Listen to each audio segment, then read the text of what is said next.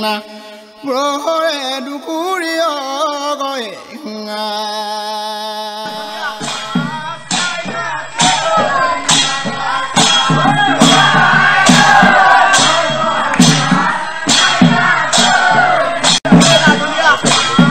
Life News আপোনালোকক স্বাগতম জনাইছো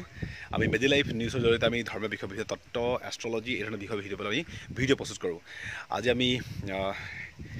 এই ধৰণৰ এটা অন্য বিষয় লৈ পেলাই আমি আজি ভিডিঅ'টো প্ৰস্তুত কৰিম বিষয়টো হৈছে যে প্ৰকৃতাৰ্থত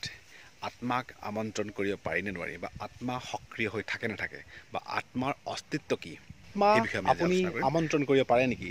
আপোনাৰ পূৰ্বপুৰুষসকলৰ যি আত্মা এনে কি আত্মা যি হয়তো মুক্তি লাভ কৰা নাই বা কিছু আত্মা হয়তো এতিয়া স্থিৰ অৱস্থাত আছে সেই আত্মাক আপুনি আমন্ত্ৰণ কৰিব পাৰে নেকি এই বিষয়ে আমি ভিডিঅ' প্ৰস্তুত কৰিম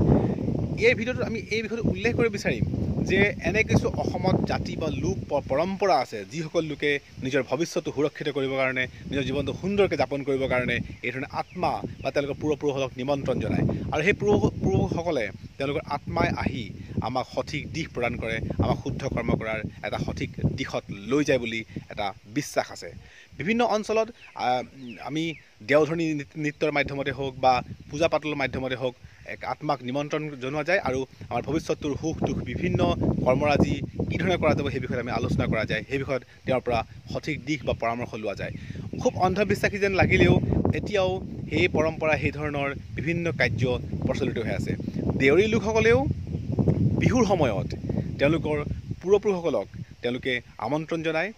বৰদেও বুলিও কয় তেওঁলোকে বা বিভিন্ন যি আত্মা বা পূৰ্বজন্মৰ যি আত্মা অস্তিত্ব তেওঁলোকে যি অস্তিত্ব এতিয়াও বিৰাজমান বুলি ভাবে তেওঁলোকক আমন্ত্ৰণ জনায় আৰু আমন্ত্ৰণ জনোৱাৰ লগতে তেওঁলোকৰ প্ৰিয় খাদ্য অৰ্পণ কৰে আৰু এই আমন্ত্ৰণৰ মাধ্যমত তেওঁলোকক প্ৰিয় খাদ্য দিয়াৰ লগতে শিৱ পূজাৰ বা শিৱ আৰাধনাৰ এক উত্তম নিদৰ্শন তেওঁলোকে দাঙি ধৰে গতিকে দেউৰীসকলৰ সেই নৃত্য কিছু আজি আমি ভিডিঅ'ত প্ৰদৰ্শন আপোনাক দেখাবলৈ চেষ্টা কৰিম লগতে এই কথাটো সম্ভৱপৰ কি ধৰণে তেওঁলোকে কণ্টিনিউ কৰে সেই বিষয়ে আমি দেখাবলৈ চেষ্টা কৰিম গতিকে আহক আমি ভিডিঅ'টো আৰম্ভণি কৰোঁ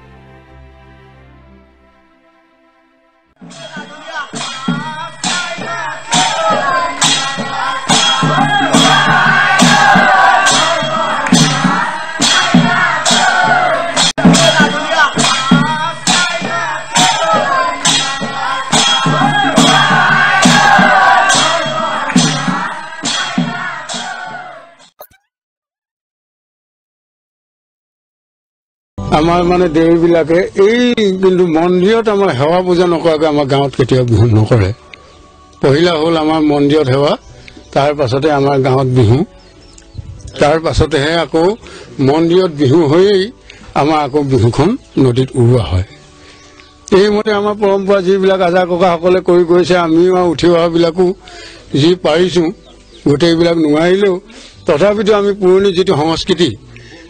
সেই সংস্কৃতিটো কেনেকৈ ৰক্ষা কৰিব পাৰোঁ বুলি আমি দেউৰীসকলে প্ৰায় আমি মানে চিন্তা কৰি আছোঁ আৰু দেউৰীসকলে আমি এই সংস্কৃতিটো যাতে আমাৰ আগলৈকে থাকক এইভাগে তাৰ ভিতৰতে আমাৰ মন্দিৰত আমাৰ দেউৰীবিলাকৰ সদায় বলি বাহনে আৰু পৰঠা আমাৰ গোটেইকেইটাই আছে আমাৰ উজনি ঘৰটি হ'ল আমি ভকত বুলি কওঁ যি বিষ্ণু আমি তাত অমিতৰে আমি তেওঁক উপাসনা কৰোঁ আৰু যিটো আমাৰ শিৱ এই মাজতো এতিয়া আমি য'ত আছোঁ আৰু যি আমাৰ নামৰ আই মাতৃ তেওঁলোকক আমি বলি বাহনে আমি পঠাটো আমি অৰ্পণ কৰোঁ এইমতে কৰি আমি দেউৰীসকলে আৰু পৰম্পৰা যিটো আছে সেইমতে আমাৰ বিহুখনো চলোৱা হয় আৰু লগতে অকল বিহুতেই আমাৰ সেই পঠা নহয় আমাৰ মাহে মাহে আমাৰ বলি পঠাই আমি মানে সেৱা পূজা কৰি থকা হয় যেতিয়া আমাৰ বলি বাহন চলাই এক ঈশ্বৰক স্মৰণ কৰি আমাৰ আশীৰ্বাদ হৈ যাব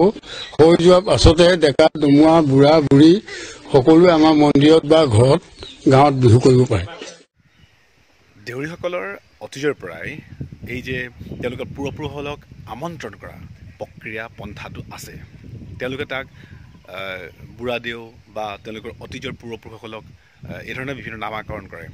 তো তেওঁলোকে বিহুৰ সময়ত যে আগন্তুক কাৰ্যপন্থা কি হ'ব, আগন্তুক কৰ্ম কেনেকুৱা হ'ব, আগন্তুক জীৱনটো কি ধৰণে কৰিলে শুদ্ধ হ'ব, সমাজৰ কি ভাল হ'ব, দেশৰ কি ভাল হ'ব, এই ধৰণৰ বিচাৰবিলাক অতীজৰ পৰা কৰি আহিছে। আনকি যি আহোমৰ ৰাজত্বৰ সময়ত, চুতীয়া ৰাজত্বৰ সময়ত তেওঁলোকে এই ধৰণে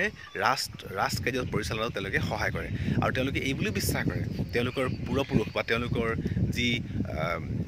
বুঢ়া দেৱতা তেওঁলোকে আহি পেলাই এই ধৰণে সহায় কৰে বুলি। দেউৰীসকলৰ বিশ্বাস, তেওঁলোকৰ দেউৰীসকলৰ যি পূৰ্বপুৰুষসকলৰ আত্মা, কিছু এনে আত্মা যি আত্মাক স্থিৰ আৰু সক্ৰিয় বুলি কোৱা যায়, সেই আত্মাই এই সময়ত তেওঁলোকৰ যি সতি সন্ততি তাৰ পৰা কিছু খাদ্য বা অন্ন গ্ৰহণ কৰিবলৈ আহে। আৰু যিহেতু অতীজত মানুহে জীৱ জন্তু মাৰি বা জীৱ জন্তু বধ কৰি খাদ্য হিচাপে গ্ৰহণ কৰিছিল, তাৰ তেজক তেওঁলোকে গ্ৰহণ কৰিছিল। আৰু দেউৰীসকলে বিশ্বাস কৰে তেওঁলোকৰ পূৰ্বপুৰুষসকলে যিহেতু খাদ্য ৰান্ধিব জনা নাছিলে বা তেওঁলোকে ৰান্ধিবলৈ খাদ্য খোৱা নাছিলে, তেওঁলোকৰ একমাত্ৰ খাদ্য আছিলে জীৱ জন্তু বা পশুবিলাক তেওঁলোকে খাইছিলে, ইয়াৰ ফল মূলো তেওঁলোকে খাইছিলে। গতিকে এতিয়া যেতিয়া আত্মা বা যি পূৰ্বপুৰুষক আমন্ত্ৰণ জনায় বা তেওঁলোকৰ দেৱতাক যেতিয়া আমন্ত্ৰণ জনায় ভৱিষ্যতৰ বিষয়ে জানিবৰ কাৰণে, তেতিয়া মাহ প্ৰসাদ লগতে এই ধৰণে তেজৰ বা বলি বিধান প্ৰক্ৰিয়াৰে আমন্ত্ৰণ জনায় আৰু ভৱিষ্যতটো কেনেকুৱা হ'ব, কি কাৰ্যপন্থা কৰিলে শুদ্ধ হ'ব, সেই বিষয়ত তেওঁলোকে আগতীয়াকৈ তেওঁৰ পূৰ্বপুৰুষৰ আত্মাৰ পৰা খৰবিলাক লয়। কথাখিনি আচৰিত যেন লাগিলেও অতীজৰ পৰা চলি আহিছে।